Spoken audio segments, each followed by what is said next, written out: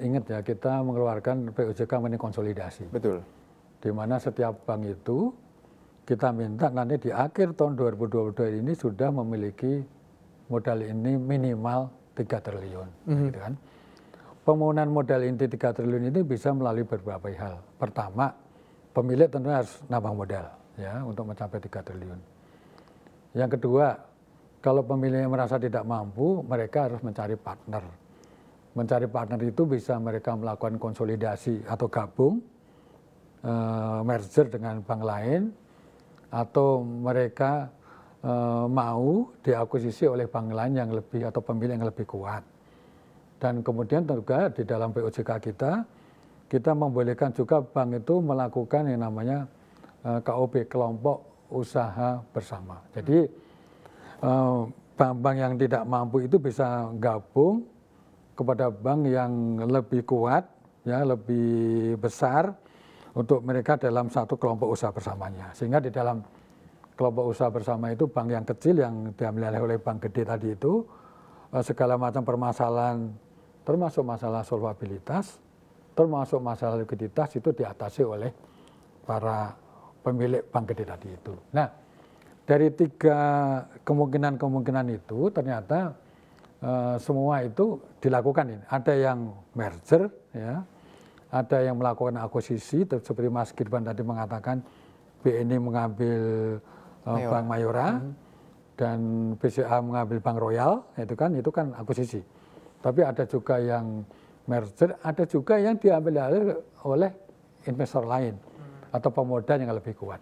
Nah, saya menginginkan adalah bank-bank kecil kita itu ya konsolidasi tentunya untuk mengatasi berbagai masalah itu ya oleh pemilik yang lebih kuat, oleh pemodal yang lebih kuat dari sisi keuangannya, dan kemudian mereka tentunya kan nanti akan kita fit and proper ya. Jadi bagi pemilik baru itu tidak mudah, Mas Gibran.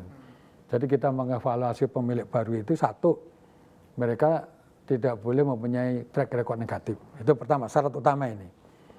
Yang kedua syaratnya adalah mereka mempunyai kemampuan keuangan yang cukup baik untuk mengatasi berbagai masalah likuiditas, untuk juga bisa mengatasi masalah solvabilitas, dan segala kemungkinan dari pemburukan bank.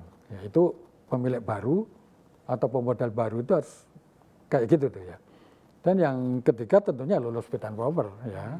Dan ini tidak boleh dilewati. Kalau ada pemodal yang datang dia kuat, tapi kita lihat punya track record yang nggak bagus, ya tentunya kita coret.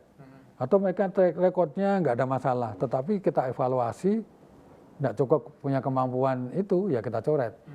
Dan yang paling akhir adalah komitmen mereka, para pemilik baru itu untuk bisa mengembangkan banknya secara sehat dan ini penting nih, betul, berkontribusi bagi ekonomi kita. Nah, kalau mereka untuk dagang aja dan tidak punya komitmen untuk melakukan atau berkontribusi untuk meningkatkan atau mengembangkan ekonomi nasional kita, mendukung perekonomian kita, ya kita akan coret. Jadi syarat-syarat itu menjadi penting yang perlu dilakukan Amerika. Dan saya bersyukur bahwa bank-bank kita yang tadi kecil-kecil itu sudah mulai melakukan aksi-aksi korporasi. Betul.